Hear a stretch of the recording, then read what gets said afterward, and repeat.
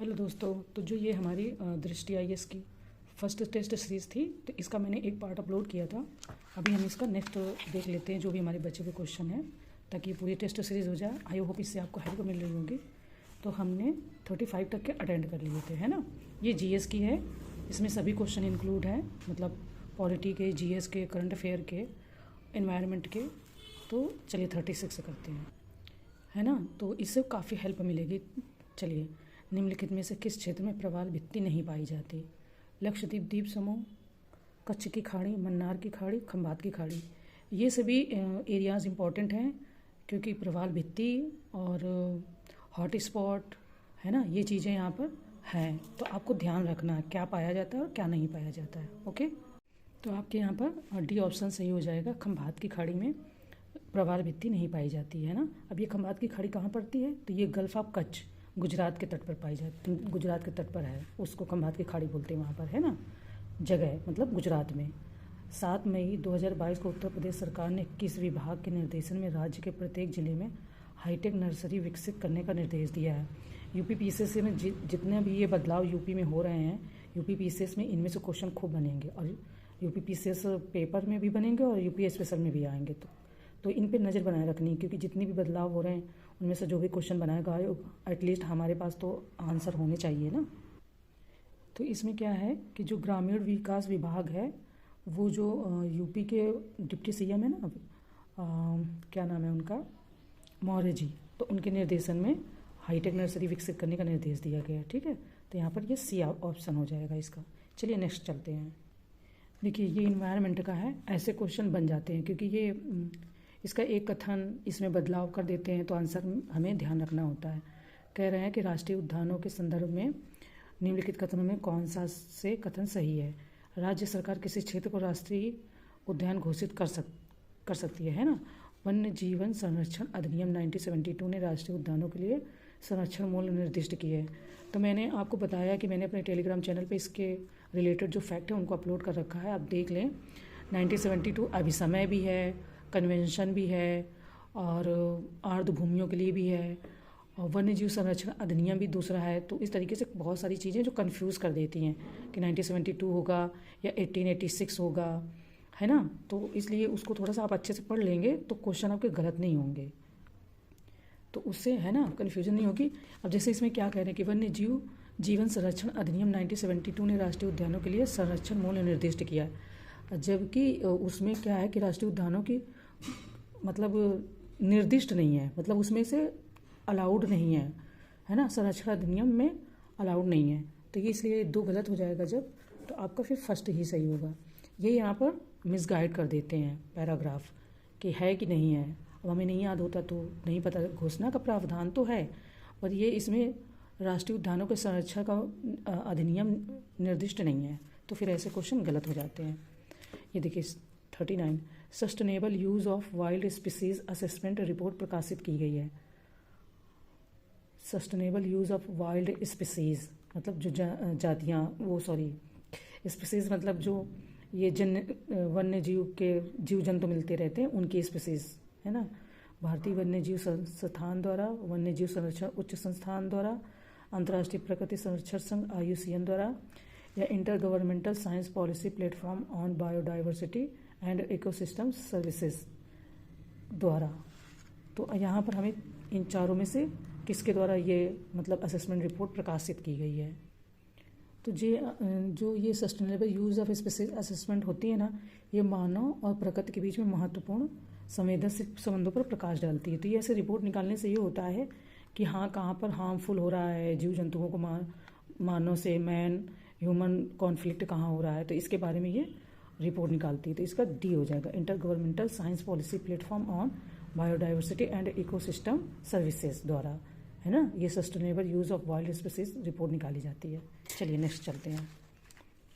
सहायक प्रौद्योगिकी पर वैश्विक रिपोर्ट ग्रेड संयुक्त रूप से प्रकाशित की जाती है। अभी देखिए कुछ नई रिपोर्टें निकलने लगी हैं जो अभी तक नहीं निकलती थी, अभी हाल में 1 या 2 साल में, 3 साल में निकलने लगी हैं। और चूँकि ये पहले की संस्थाएं हैं, इनसे भी रिपोर्टें हमारी निकलती हैं, ये संस्थाएं भी रिपोर्टें रिलीज़ करती हैं, निकालती हैं, प्रकाशित करती हैं। तो फिर जब ये नाम दिए जाते हैं तो हम थोड़ा सा कंफ्यूज हो जाते हैं, है ना। अभी ये कुछ हाल की ही रिपोर्ट है सहायक प्रौद्योगिकी पर, है ना। तो मैंने आपको कहा था ना कि ये भी हाल में की ही है। तो ये इसको जो विश्व स्वास्थ्य संगठन WHO है ना, वर्ल्ड हेल्थ ऑर्गेनाइजेशन, और संयुक्त राष्ट्र बाल कोष यानी कि यूनिसेफ, तो ने संयुक्त रूप से, ये दोनों संस्थाओं ने मिलकर संयुक्त रूप से सहायक प्रौद्योगिकी पर वैश्विक रिपोर्ट ग्रेट, है ना, ये ग्रेट संयुक्त रूप से प्रकाशित की है। और ये इसकी पहली रिपोर्ट है ना, संयुक्त रूप से पहली। तो देखिए मैंने पहले ही बोला था कि मतलब ये हाल की ही रिपोर्ट है, ऐसा नाम हमने पहले नहीं सुना था, इसलिए हमें याद रखना है। तो यहाँ पर हो जाएगा विश्व स्वास्थ्य संगठन WHO और संयुक्त राष्ट्र बाल कोष यूनिसेफ द्वारा ये। ओके, नेक्स्ट देखते हैं 41। 22 मई 2022 से 22 मई 2023 तक निम्नलिखित में से किस प्रसिद्ध व्यक्ति की 250वीं जयंती मनाई जा रही है। तो आपको पता है कि समाज में जिनको बोलते हैं कि भारत में जो पुनर्जागरण के जो दूत कहे जाते हैं, है ना, अपने आपको कुछ तो गेस हो ही गया होगा, ये हैं राजा राम मोहन राय जी। इनके उपलक्ष्य में, मतलब इनकी जो जयंती है 250वीं जयंती, इसके उपलक्ष्य में ही ये मनाया जा रहा है। 22 मई 2022 से 22 मई 2023 तक अकम महोत्सव, आज़ादी का अमृत महोत्सव, ठीक है। तो ये राजा राम मोहन राय, ठीक। चलिए नेक्स्ट चलते क्वेश्चन। संयुक्त राष्ट्र द्वारा किस दशक को decade for deserts and the fight against desertification का दशक के रूप में घोषित किया गया था। तो देखिए जो हमारे भारत में भूमियाँ ऊसर हो रही, बंजर हो रही हैं, ब्लीचिंग बहुत हो रही है, लीचिंग बहुत हो रही है, ये प्रॉब्लम बहुत चल रही है। हालांकि सरकार काफ़ी कुछ प्रयास कर रही है। तो इसको संयुक्त राष्ट्र द्वारा मतलब विश्व भर में भूमि की जो क्षरण है, तो उसको संयुक्त राष्ट्र महासभा ने वर्ष 2010 से 2020 में ये इसका दिया है ना, decade for deserts and the fight against desertification के रूप में घोषित किया था। तो 2010 से 2020 तक, क्योंकि 2010 से 2020 10 साल, एक डिकेड हो गया, है ना, तो इसको घोषित किया था। मरुस्थल वायुओं के संदर्भ में निम्नलिखित में से कौन सा से कथन सही है। यहाँ 25 सेंटीमीटर से कम वार्षिक वर्षा होती है। यह वायुओं में पेड़ों की पत्तियाँ मांसल होती हैं। आपको पता ही है जो भी मरुस्थल हैं, जैसे अटाकामा हुआ अपना भारत में, थार का हो गया रेगिस्तान, राजस्थान में, तो कहीं पर भी अगर कोई भी ज़मीन मरुस्थल बनती है तो ये पहला तो उसका होता ही है कि वहाँ 25 सेंटीमीटर से कम वार्षिक वर्षा होती है। अब ये ज़रूर देखना है, क्योंकि जो मरुस्थल होते हैं वो भी दो प्रकार के होते हैं, एक शीत मरुस्थल होते हैं, एक गर्म मरुस्थल होते हैं। जैसे लेह लद्दाख में सियाचिन ग्लेशियर है, वो शीत मरुस्थल का एग्जाम्पल है ना। हिमालय में बर्फबारी होती है, उसके आगे ऊपर लेह लद्दाख में जाओगे तो वो शीत मरुस्थल का एग्जाम्पल है। और जो अपना राजस्थान साइड में है ये गर्म मरुस्थल का एग्जाम्पल है ना। तो फिर देखना पड़ता है कि वहाँ की पत्तियाँ मांसल होती हैं या जैसे सिकुड़ जाती है, जब बर्फबारी होती है तो पत्ते अपनी पत्तियों को सिकोड़ लेते हैं, कोनदार कर लेते हैं, तो इसको देखना पड़ता है। अब देखो इन्होंने यहाँ कह दिया कि इस बायो में पेड़ों की पत्तियाँ मांसल होती है, नहीं, पत्तियाँ तो मुख्यतः झाड़ियों के रूप में होती हैं और सीजन में गिरती भी हैं। उसकी जो स्टेम हो वो क्या बोलेंगे, ब्रांचेस, जो उसमें ऐसे डंडी जो लगी होती है, गाँव की भाषा में बोलते हैं वो, या उसकी जड़ें हो जाती हैं, पत्तियाँ नहीं मांसल होती हैं। पत्तियाँ इतनी लंबी होने को पाती ही नहीं, पानी नहीं मिल पाता, तो इसमें फर्स्ट आपका सही हो जाएगा। ये अगर आप ऑप्शन हमेशा याद रखोगे तो कभी भी मरुस्थल का क्वेश्चन आएगा आप टैकल कर ले जाओगे। कहीं भी मरुस्थल बनेगा वहाँ 25 सेंटीमीटर से कम वार्षिक वर्षा होती है, ये इसका पूरा एकदम फिट है। चलिए नेक्स्ट देखते हैं कि इफ्री की वैश्विक खाद्य नीति रिपोर्ट के अनुसार निम्नलिखित कथनों में से कौन सा से कथन सही है। जलवायु परिवर्तन के कारण भारत को बढ़ती भुखमरी के साथ साथ खाद्य उत्पादन में गिरावट की दोहरी समस्याओं का सामना कर पड़ सकता है ना। और दूसरा ऑप्शन कह रहा है कि जलवायु परिवर्तन का प्रभाव भारतीयों की औसत कैलोरी पर भी पड़ेगा। तो दोनों कथनों में से कौन से कथन का सही उत्तर है ना। तो जैसे कि हाल ही में जो अपना खाद्य अनुसंधान नीति है ना, इसने वैश्विक नीति रिपोर्ट जारी की है जलवायु परिवर्तन और खाद्य प्रणाली के विषय में। तो इस रिपोर्ट में बताया गया है कि जलवायु परिवर्तन के कारण जो भारत की 2023 तक भारत का जो खाद्य उत्पादन है वो 16% गिर सकता है, और जो भूख के जोखिम वाले लोगों की संख्या वो 23% बढ़ सकती है। आपको वैसे ही पता है कि काफ़ी सारी पॉपुलेशन हमारी भूख मतलब बिना खाना के रहती है, बहुत बड़ी समस्या है, और जिसे कोशिश करनी चाहिए बहुत सारे लोगों को, अगर हो सकता है तो आप उनकी हेल्प ज़रूर करो। बहुत की नहीं कर सकते, एक की कर सकते हो, एक की करो, दो की कर सकते हो, दो की करो, ऐसा तो करना ही चाहिए। तो ये उसी के विषय में है कि मतलब चिताया गया है कि इतनी सारी समस्या आने वाली है।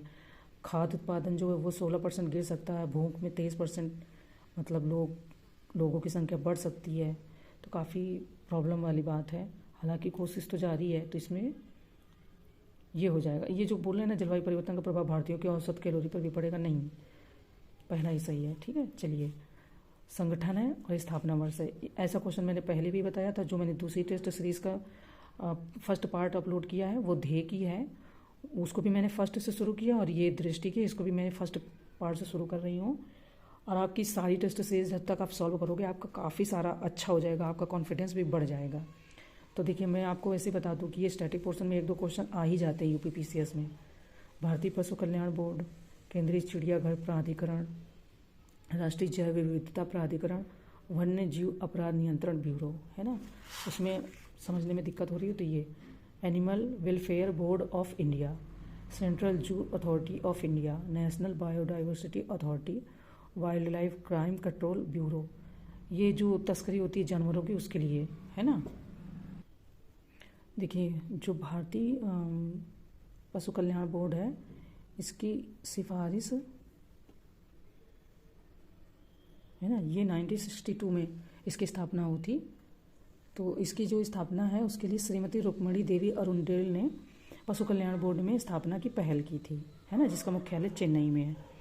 इसके बाद में जो केंद्रीय चिड़ियाघर प्राधिकरण है ये 1992 में इस्टेब्लिश किया गया। ठीक है, और आपका जो ये है राष्ट्रीय जैव विविधता, है ना, प्राधिकरण, ये 2003 में। वन्य जीव अपराध ब्यूरो ये हो जाएगा नियंत्रण ब्यूरो 2007 में। तो A2B1 ए सही हो जाएगा। ओके, आइए 46 में आते हैं। मानव और जैवमंडल कार्यक्रम मैप पहल है, मतलब इसको बनाने के लिए किसने पहल की थी? World wide fund for nature WWF की, अंतर्राष्ट्रीय प्रकृति संरक्षण संघ IUCN, इसके बाद में ग्रीन पीस की या यूनेस्को की, है ना।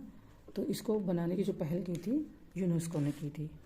हाल ही में निम्नलिखित में से किसे उत्तर प्रदेश का नया महाधिवक्ता नियुक्त किया गया? करंट का क्वेश्चन है और मे भी आ ही सकता है क्योंकि महाधिवक्ता है तो क्वेश्चन बनने में कोई मतलब ऐसा लगता नहीं कि नहीं बन पाएगा। तो कौन है अभी? अजय कुमार मिश्रा जी, कन्हैयालाल मिश्रा, आवरण अग्रवाल या शांति भूषण? करंट में आपने पढ़ा ही होगा, तो ये अजय कुमार मिश्र जी हैं, है ना, या मिश्रा जी।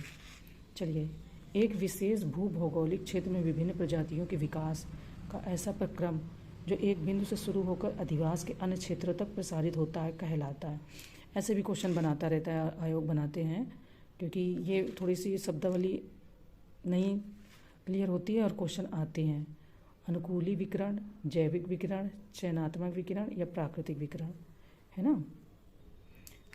तो वैसे इसका आंसर ए सही होगा, पर आपने पढ़ा होगा आई थिंक 4 या 6 में लेसन है डार्विनवाद और लैमार्कवाद।